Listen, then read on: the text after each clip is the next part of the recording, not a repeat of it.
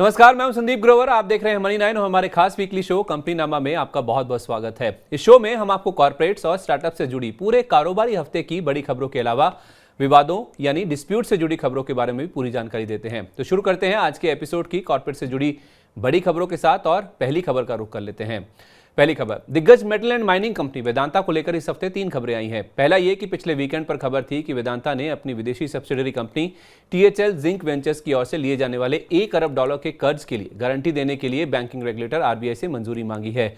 THL zinc ventures company की Mauritius की subsidiary है जिसके फॉरेन करेंसी लोन के लिए गारंटी की मंजूरी मांगी गई है। इस लोन का इस्तेमाल वेदांता की यूके की parent company Vedanta resources limited यानी VRL के कर्ज के भुगतान में किया जाएगा। VRL को अप्रैल में $40 करोड़ और मई में $50 करोड़ के बॉन्ड्स का भुगतान करना है। वहीं जनवरी 2024 में $1 अरब के बॉन्ड्स भी पेमेंट के लिए ड्यू हो जाएंगे। 27 मार्च को वेदांता का शेयर करीब 1.5% की मजबूती के साथ बंद हुआ था। दूसरी खबर यह है कि 28 मार्च की शाम को कंपनी के बोर्ड ने ₹20.50 के 5वें अंतरिम डिविडेंड को मंजूरी दे दी है, जिसके जरिए 7,621 करोड़ रुपए का भुगतान होगा। इस तरह पूरे वित्त वर्ष 2023 में कंपनी ने 37,733 करोड़ रुपए का भुगतान किया है। पर दिक्कत की बात यह है कि उसी दिन कंपनी के CFO अजय गोयल ने अपने पद से इस्तीफा दे दिया है।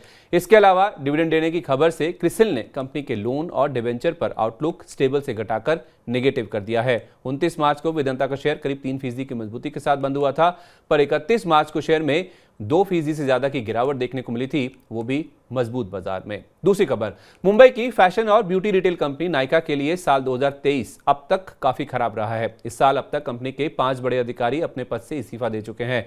कंपनी के chief commercial operations officer Manoj Gandhi, chief business officer Gopal Asthana, wholesale business के चीफ एग्जीक्यूटिव विकास गुप्ता, नायका फैशन ब्रांड के ओन ब्रांड्स बिजनेस की वाइस प्रेसिडेंट सुची पांड्या और फैशन यूनिट के VP फाइनेंस ललित पृथ्वी कंपनी को छोड़ चुके हैं। यही नहीं, इससे पहले कंपनी के CFO अरविंद गोयल ने भी नवंबर 2022 में इस्तीफा दे दिया था और पेमेंट्स फर्म पेयू को ज्वाइन कर लिया था। गौरतलब है कि ये सारे इस्तीफे तब आए हैं जब कंपनी के शेयरों की पिटाई देखने को मिल रही है। 16 नवंबर यानी जब से कंपनी ने बोनस इशू की घोषणा की है तब से नायका के शेयर करीब 28% गिर चुका है। पर कंपनी का कहना है कि ये सब स्टैंडर्ड एनुअल अप्रेजल और ट्रांजिशन प्रोसेस का हिस्सा है। 27 मार्च को नायका का शेयर करीब 2.5% की गिरावट के साथ बंद हुआ था। तीसरी खबर, पिछले वीकेंड पर खबर आई थी कि बैंकिंग रेगुलेटर RBI ने L&T ग्रुप के फाइनेंशियल कारोबार की holding company L&T finance holdings को अपनी 3 सहयोगी कंपनियों के साथ मर्जर को मंजूरी दे दी है। इस मर्जर प्रक्रिया के तहत L&T finance, L&T infra credit और L&T म्यूचुअल फंड के कारोबार को कंपनी के साथ जोड़ने के लिए RBI ने हरी झंडी दे दी है। पर इस मर्जर के लिए NCLT, शेयरधारकों और कंपनी के क्रेडिटर्स समेत कई सारी मंजूरियां आना अभी बाकी हैं। 27 मार्च को L&T फाइनेंस होल्डिंग्स का शेयर करीब 1% गिरकर बंद हुआ था। चौथी खबर की ओर चलते हैं। फेमस ब्रांड पेटीएम को ऑपरेट करने वाली कंपनी 197 कम्युनिकेशंस को इस हफ्ते बैंकिंग रेगुलेटर RBI से राहत की खबर मिली है। दरअसल 197 कम्युनिकेशंस की सहयोगी कंपनी पेटीएम पेमेंट सर्विसेज को पेमेंट एग्रीगेटर लाइसेंस के लिए दोबारा अर्जी दाखिल करने के लिए RBI से 15 दिन की अतिरिक्त मोहलत मिल गई है। हालांकि नए ऑनलाइन मर्चेंट्स को जोड़ने पर लगी रोक को अभी भी बरकरार रखा गया है। आपको बता दें कि नवंबर 2022 में RBI ने कंपनी की अर्जी को खारिज कर दिया था और 120 दिन के अंदर दोबारा अर्जी दाखिल करने के लिए कहा था। 27 मार्च को पेटीएम का शेयर करीब 0.5% की मजबूती के साथ बंद हुआ था। पांचवी खबर, अदानी समूह को लेकर खराब खबरों का सिलसिला खत्म होने का नाम नहीं ले रहा है। मंगलवार 28 मार्च को फिच रेटिंग्स ने ग्रुप की 2 कंपनियों अदानी ट्रांसमिशन और अदानी पोर्ट्स में गवर्नेंस पर सवाल खड़े कर दिए हैं और कहा है कि दोनों कंपनियों में आर्थिक संकट का ज्यादा रिस्क है। फिच ने हालांकि दोनों कंपनियों की रेटिंग को BBB- यानी BBB नेगेटिव पर बरकरार रखा है। साथ ही अदानी समूह ने ACC अंबुजा के अधिग्रहण के लिए उठाए $4 अरब के लोन के भुगतान के लिए लेंडर से और समय की मांग की है। इसके अलावा खबरें ऐसी भी थी कि ग्रुप की ओर से शेयर गिरवी रख $2.15 अरब के लोन का भुगतान होने के बाद भी गिरवी शेयरों में कमी नहीं हुई है। 28 मार्च को अदानी एंटरप्राइजेस का शेयर करीब 7% गिरकर और ACC अंबुजा के शेयर 3 से 4.5% गिरकर बंद हुए थे। पर 29 मार्च बुधवार को ग्रुप ने इन खबरों का खंडन किया और बताया कि एक्सचेंजों की ओर से गिरवी रखे शेयरों की सूची मार्च तिमाही खत्म होने के बाद अपडेट होगी। 29 मार्च को जब यह खबर आई, अपडेट के बाद ग्रुप के सभी शेयरों में खरीदारी देखने को मिली थी। साथ ही IBC के तहत SKS पावर को खरीदने के लिए अदानी ग्रुप के साथ साथ RIL भी पीछे हट गई है। 600 मेगावाट के इस पावर प्रोजेक्ट के लिए इन दोनों ग्रुप्स ने नई बोली नहीं दी है। दोनों के पीछे हटने के बाद अब 5 कंपनियां SKS पावर को खरीदने की रेस में हैं, जिनमें जिंदल पावर, NTPC और टॉरेंट पावर शामिल हैं। 27 मार्च को अदानी एंटरप्राइजेस का शेयर 1% गिरकर और RIL का शेयर 2.25% चढ़कर बंद हुआ था। छठी खबर अमेरिका की दिग्गज रिटेलर अमेजॉन की भारतीय private equity partner Samara Capital ने आदित्य बिरला ग्रुप की insurance broking unit Aditya Birla Insurance Brokers Limited यानी ABIBL को 455 करोड़ रुपए में खरीद लिया है। ये सौदा 4 से 6 महीने में पूरा होने की उम्मीद है। एपिसोड नंबर 53 में हमने आपको बताया था कि समारा कैपिटल ABIBL को खरीदने की दौड़ में सबसे आगे है। इस कंपनी को खरीदने के लिए समारा कैपिटल के अलावा एऑन इंडिया ब्रोकर्स भी संभावित खरीदारों की सूची में शामिल थी। हालांकि ये सौदा 800 से 1000 करोड़ रुपए में होने का अनुमान था। आपको बता दें कि आदित्य बिरला इंश्योरेंस ब्रोकर्स को बेचने का ये कदम आदित्य बिरला कैपिटल की अपने फाइनेंशियल सर्विसेज ऑपरेशंस को रीऑर्गेनाइज करने और सीमित ग्रोथ वाले कारोबार से अलग होने की रणनीति का हिस्सा है। सितंबर 2022 में आदित्य बिरला कैपिटल ने इंश्योरेंस ब्रोकिंग कारोबार के लिए बोलियां मंगवाई थी। 28 मार्च को एबी कैपिटल का शेयर जब यह खबर आई तो करीब 1.5% की मजबूती के साथ बंद हुआ था। 7वीं खबर, देश की सबसे बड़ी स्टेनलेस स्टील उत्पादक कंपनी जिंदल स्टेनलेस ने इंडोनेशिया में निकल पिग आयरन प्लांट लगाने के लिए एटर्नल तिक्सैन नाम की कंपनी की सब्सिडरी न्यू येकिंग के साथ करार की घोषणा की है। 2 लाख मीट्रिक टन क्षमता वाले इस प्रोजेक्ट में अगले 2 साल की अवधि में 49% हिस्सा खरीदने के लिए $15.7 करोड़ या 1290 करोड़ रुपए की रकम का निवेश किया जाएगा। इस प्रोजेक्ट में बाकी बचा 51% हिस्सा न्यू येकिंग के पास होगा। आपको बता दें कि इस निवेश के जरिए जिंदल स्टेनलेस को निकल की सप्लाई सुनिश्चित करने में मदद मिलेगी, जो कि शाइनी अलॉय बनाने में अहम कच्चा माल होता है। 28 मार्च को जब ये खबर आई तो जिंदल स्टेनलेस का शेयर 4% की मजबूती के साथ बंद हुआ था और 31 मार्च को भी लगभग इतनी तेजी ही स्टॉक में देखने को मिली थी। 8वीं खबर, अजय पीरामल और टीपीजी मिलकर श्रीराम जनरल इंश्योरेंस लिमिटेड की होल्डिंग कंपनी में करीब 30% हिस्सा बेचने के लिए एडवाइजर्स के साथ बातचीत कर रहे हैं। इस सौदे के मुताबिक श्रीराम जनरल इंश्योरेंस होल्डिंग्स की कुल $2 अरब से ज्यादा की वैल्यूएशन हो सकती है। इस डील को लेकर बातचीत अभी शुरुआती दौर में है और सौदे की डिटेल्स में कुछ बदलाव भी हो सकते हैं। सरकार की ओर से इंश्योरेंस सेक्टर में विदेशी निवेश बढ़ाने और महामारी के बाद मेडिकल व लाइफ इंश्योरेंस प्रोडक्ट्स की मांग बढ़ने से इस सेक्टर में काफी सौदे हो रहे हैं। श्रीराम जनरल इंश्योरेंस होल्डिंग्स में श्रीराम कैपिटल की सबसे ज्यादा 63.88% हिस्सेदारी है, पीरामल की करीब 20% और टीपीजी की करीब 9.5% हिस्सेदारी है। बाकी बचा हिस्सा एक एम्प्लॉय ट्रस्ट के पास है। बीते 5 दिन में पीरामल एंटरप्राइजेज का शेयर करीब 2% की मजबूती के साथ बंद हुआ था।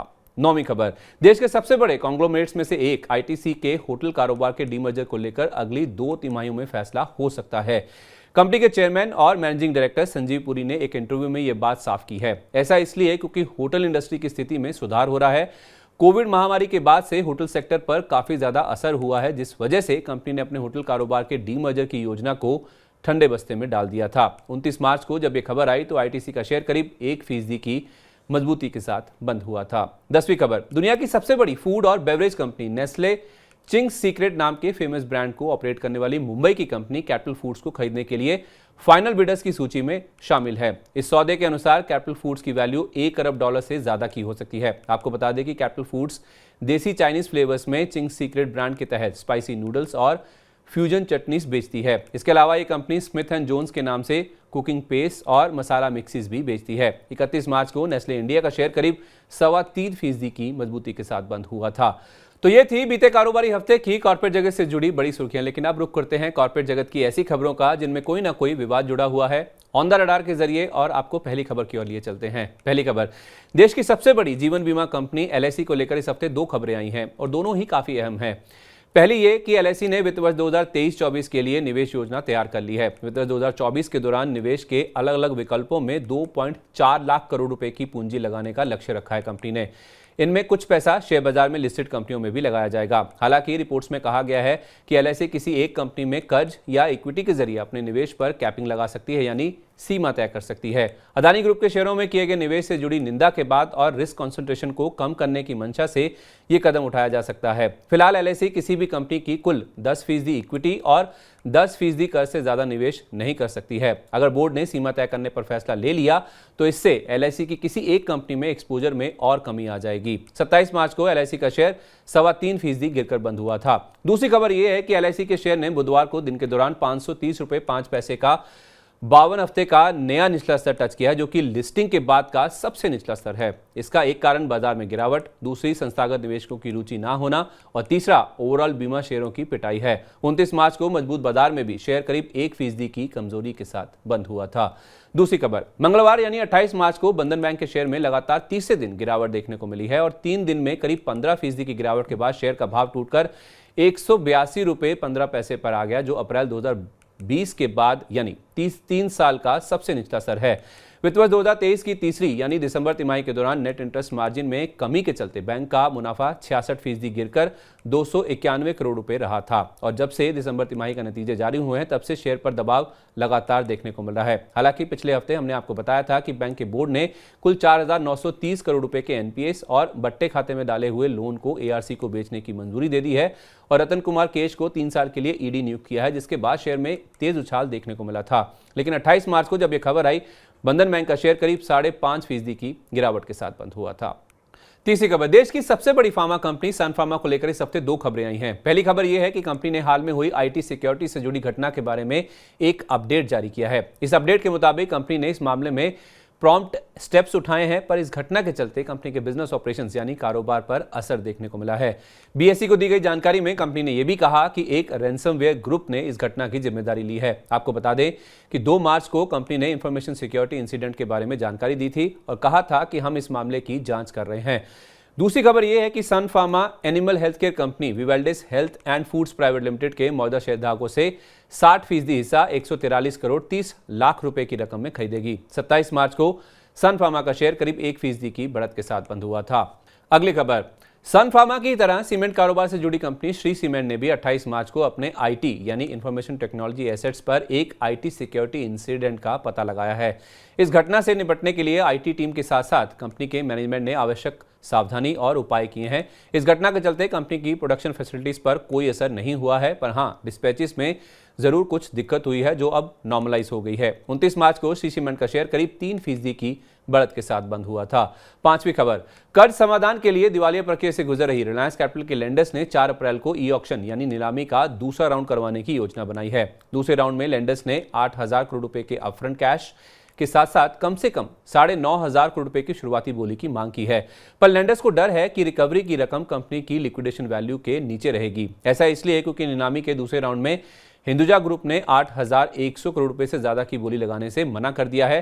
पिछले हफ्ते हमने आपको बताया था कि 20 मार्च को हुई तत्काल सुनवाई में सुप्रीम कोर्ट ने नीलामी का दूसरा राउंड करवाने से जुड़े एनसीएलटी के फैसले पर रोक लगाने से इनकार कर दिया है। यानी सुप्रीम कोर्ट ने कंपनी के लेंडर्स को नीलामी का फ्रेश राउंड करवाने की मंजूरी दे दी है, जो कि टॉरेंट ग्रुप के लिए एक बड़ा झटका है। दरअसल टॉरेंट ग्रुप ने एनसीएलटी के फैसले के खिलाफ सुप्रीम कोर्ट में अर्जी दी थी, क्योंकि 2 मार्च को एनसीएलटी ने अपने फैसले में लेंडर्स को ई ऑक्शन का दूसरा राउंड करवाने की मंजूरी दे दी थी। सुप्रीम कोर्ट ने कोई राहत तो नहीं दी, पर हां, अपने फैसले में यह भी साफ कर दिया कि नीलामी का नतीजा इस मामले में तय किए गए फैसले के अधीन होगा। इस मामले में सुप्रीम कोर्ट में अगली सुनवाई अगस्त 2023 में होगी। 28 मार्च को रिलायंस कैपिटल का शेयर 5% के निचले सर्किट पर बंद हुआ था। छठी खबर, बॉलीवुड एक्टर अरशद वारसी और उनकी पत्नी मरिया गोरेटी को मार्केट रेगुलेटर सेबी के फैसले के खिलाफ सैट से अंतरिम राहत मिली है। सैट के मुताबिक सेबी ने अपना फैसला सुनाते समय कुछ आवश्यक तथ्यों पर विचार नहीं किया है और जल्दबाजी में फैसला लिया है, इसलिए इस फैसले के कुछ हिस्सों पर रोक लगा दी गई है। सैट ने अरशद वारसी और उनकी पत्नी को साधना ब्रॉडकास्ट के शेयर को छोड़ शेयर बाजार में ट्रेड करने की भी अनुमति दे दी है। साथ ही सेबी की ओर से जारी 100% गैर कानूनी मुनाफे की रकम को जमा करने के ऑर्डर के मुकाबले केवल 50% रकम जमा करने के लिए ही कहा गया है। आपको बता दें कि YouTube पर भ्रामक वीडियो के जरिए साधना ब्रॉडकास्ट और शार्पलाइन ब्रॉडकास्ट के शेयर में हेराफेरी से जुड़े मामले में सेबी ने 2 मार्च को 31 एंटिटीज पर शेयर बाजार में कामकाज पर रोक लगा दी थी और 54 करोड़ रुपए के गैर कानूनी मुनाफे को एस्क्रो अकाउंट में जमा करने का फैसला सुनाया था। इस मामले में सैट ने सेबी को 6 महीने में जांच पूरी करने के लिए कहा है। सातवीं खबर, 29 मार्च यानी बुधवार को जी एंटरटेनमेंट और इंडसइंड बैंक ने एनसीएलटी को जानकारी दी है कि दोनों कंपनियों ने बकाया रकम को लेकर सेटलमेंट कर लिया है। साथ ही इंडसइंड बैंक ने जी एंटरटेनमेंट के जापान की कंपनी सोनी के साथ मर्जर से जुड़ी आपत्ति की अर्जी को भी एनसीएलटी से वापस लेने की घोषणा की है। मार्च की शुरुआत में ब्लूमबर्ग के हवाले से खबर आई थी कि जी एंटरटेनमेंट दिवालिया प्रक्रिया से जुड़ा विवाद सुलझाने और सोनी के साथ मर्जर की तरफ एक और कदम बढ़ाने के लिए इंडसइंड बैंक का बकाया चुकाने के लिए तैयार है। जी एंटरटेनमेंट के खिलाफ दिवालिया प्रक्रिया शुरू करने को लेकर इंडसइंड बैंक ने एनसीएलटी से मंजूरी ले ली थी, पर 24 फरवरी को एनसीएलटी ने इस फैसले पर रोक लगा दी थी। 29 मार्च को जी एंटरटेनमेंट का शेयर 3% और इंडसइंड बैंक का शेयर 2% की मजबूती के साथ बंद हुआ था। आठवीं खबर, दुनिया की सबसे बड़ी इंटरनेट कंपनी गूगल को एनसीएलटी ने राहत देने से इनकार कर दिया है। दरअसल एनसीएलटी ने गूगल को सीसीआई के ऑर्डर का अनुपालन करने और 1338 करोड़ रुपए की रकम अगले 30 दिन में जमा करने का आदेश जारी किया है।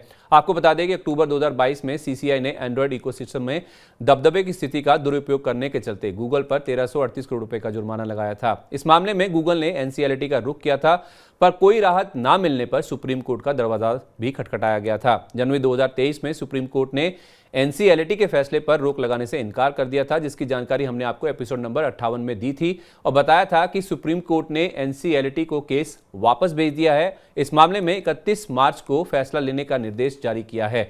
हालांकि एनसीएलटी ने सीसीआई के फैसले में कुछ बदलाव किए हैं, जिसमें गूगल सूट सॉफ्टवेयर को अनइंस्टॉल करने की अनुमति से जुड़े कुछ पोर्शन को हटा दिया गया है। नौवीं खबर, केंद्र सरकार और दिल्ली सरकार ने डीएमआरसी और रिलायंस इंफ्रा की सहयोगी कंपनी डीएएमईपीएल के बीच चल रहे विवाद को लेकर दिल्ली हाईकोर्ट के फैसले के खिलाफ सुप्रीम कोर्ट में अर्जी दे दी है। एपिसोड नंबर 59 में हमने आपको बताया था कि दिल्ली हाईकोर्ट ने डीएमआरसी को डीएएमईपीएल का भुगतान करने के लिए आखिरी मौका दिया है। दिल्ली में एयरपोर्ट एक्सप्रेस लाइन ऑपरेट करने वाली डीएएमईपीएल ने 11 मई 2017 को डीएमआरसी के खिलाफ आर्बिट्रेशन से जुड़ा 6,330 करोड़ रुपए का मामला जीता था, जिसमें से कुछ भुगतान कर दिया गया था, लेकिन बाकी बची रकम अब तक भुगतान ना होने पर डीएमईपीएल की अर्जी पर सुनवाई करते हुए दिल्ली हाईकोर्ट ने केंद्र सरकार से 2 मार्च तक डीएमआरसी की संपत्तियों की कुर्की यानी एसेट्स के अटैचमेंट के प्रस्ताव पर अपना रुख साफ करने के लिए कहा था, जिस पर सरकार ने इनकार कर दिया था। हालांकि कुर्की को रोकने के लिए केंद्र सरकार ने मेट्रो रेल एक्ट में संशोधन या बदलाव का प्रस्ताव सामने रखा है। इस प्रस्ताव के तहत मेट्रो रेल एक्ट में से ऐसे किसी भी क्लॉज को हटा दिया जाएगा जो अदालत के प्रतिकूल फैसलों से मेट्रो संपत्तियों के टेकओवर की अनुमति देता है। 29 मार्च को रिलायंस इंफ्रा का शेयर करीब 3% की मजबूती के साथ बंद हुआ था। 10वीं खबर, देश की सबसे बड़ी टेलीकॉम कंपनी रिलायंस जियो ने अब ब्रॉडबैंड सेगमेंट में भी टैरिफ वॉर छेड़ दिया है। दरअसल आईपीएल शुरू होने से पहले जियो ने एंट्री लेवल ब्रॉडबैंड प्लान्स की कीमत में 50% की कटौती कर दी है। जियो ने एंट्री लेवल ब्रॉडबैंड प्लान्स की कीमत 399 रुपए से घटाकर 198 रुपए कर दी है। पिछले हफ्ते जियो ने अनलिमिटेड 5G के जरिए सस्ते पोस्टपेड प्लान की घोषणा भी की थी। जेपी मॉर्गन के मुताबिक इस कदम से जियो ने अपनी प्रतिद्वंदी कंपनी एयरटेल को एक कदम पीछे धकेल दिया है। ब्रॉडबैंड प्लान्स की कीमत घटाकर जियो भी की अपने इस सेगमेंट को मजबूत करने की मंशा है। 84 लाख ग्राहकों और 30.6% मार्केट शेयर के साथ जियो फिलहाल फिक्स्ड लाइन कनेक्शन सेगमेंट में मार्केट लीडर है। 28 मार्च को आरआईएल का शेयर करीब .5% की मजबूती के साथ बंद हुआ था और 29 मार्च को एयरटेल के शेयर ने 6 महीने का निचला स्तर छुआ था और इस साल करीब 8.5% गिर चुका है। इसके अलावा आरआईएल ने जियो फाइनेंशियल सर्विसेज लिमिटेड यानी जेएफएसएल के डीमर्जर को मंजूरी देने के लिए कंपनी के क्रेडिटर्स यानी कर्जदाताओं और शेयर होल्डर्स की 2 मई को बैठक बुलाई है। एपिसोड नंबर 45 में हमने आपको बताया था कि कंपनी ने फाइनेंशियल सर्विसेज कारोबार के डीमर्जर और उसको अलग से लिस्ट करवाने का ऐलान किया है। आरआईएल के शेयरधारकों को हर एक शेयर के बदले में जेएफएसएल का एक शेयर जारी किया जाएगा। 31 मार्च को आरआईएल का शेयर करीब 4% की मजबूती के साथ बंद हुआ था, जो कि 10 महीने में सबसे बड़ी इंट्राडे तेजी थी। चलिए, तो ये थी कॉर्पोरेट जगत से जुड़ी इस हफ्ते की तमाम बड़ी खबरें। आइए अब बात करते हैं स्टार्टअप स्पेस की स्टार्टअप अपडेट में और पहली खबर की ओर चलते हैं। Famous skin care brand Mamaearth ने अपनी आईपीओ लाने की योजना को होल्ड पर डाल दिया है। आपको बता दें कि मामाअर्थ की पेरेंट कंपनी होनासा कंज्यूमर ने दिसंबर 2022 में आईपीओ से जुड़े दस्तावेज जमा किए थे और जनवरी के अंत तक निवेशकों से बातचीत शुरू करने की कंपनी की योजना थी। इस आईपीओ के जरिए कंपनी की 20 से 30 करोड़ डॉलर जुटाने की योजना थी, लेकिन बाजार में जारी उठापटक को देखते हुए इसे अभी के लिए रोक दिया गया है। कंपनी के पास अभी सेबी से मंजूरी लेने और अपना फाइनल प्रोस्पेक्टस दाखिल करने के लिए दिसंबर 2023 तक का समय है। अगर बाजार का सेंटीमेंट सुधरा तो कंपनी अक्टूबर तक मार्केटिंग प्रक्रिया दोबारा शुरू कर सकती है। दूसरी खबर, हेल्थ केयर प्लेटफॉर्म रेडक्लिफ लाइफटेक ने उदयपुर की मेडिसेंटर सोनोग्राफी एंड क्लिनिकल लैब को खरीद लिया है। हालांकि इन दोनों कंपनियों ने इस डील की वैल्यू का खुलासा नहीं किया है। आपको बता दें कि रेडक्लिफ कई तरह के डायग्नोस्टिक टेस्ट की सुविधा देती है, पर मेडिसेंटर प्रीमियम कीमत वाली स्वास्थ्य सेवाएं देती है, जैसे कि 3D 4D sonography, CT scan, MRI, neuro lab और डिजिटल रेडियोग्राफी। कारोबार विस्तार के लिए रेडक्लिफ की ओर से हेल्थ टेक सेक्टर में ये पहला अधिग्रहण है। माना जा रहा है कि रेडक्लिफ अपने सीरीज सी फंडिंग राउंड की तैयारी कर रही है। इससे पहले मई 2022 में सीरीज बी फंडिंग राउंड के जरिए कंपनी ने 6.1 करोड़ डॉलर की रकम जुटाई थी। तीसरी खबर, होटल एग्रीगेटर ओयो अपने आईपीओ से जुटाई जाने वाली रकम को 2/3 कम करने की योजना बना रही है।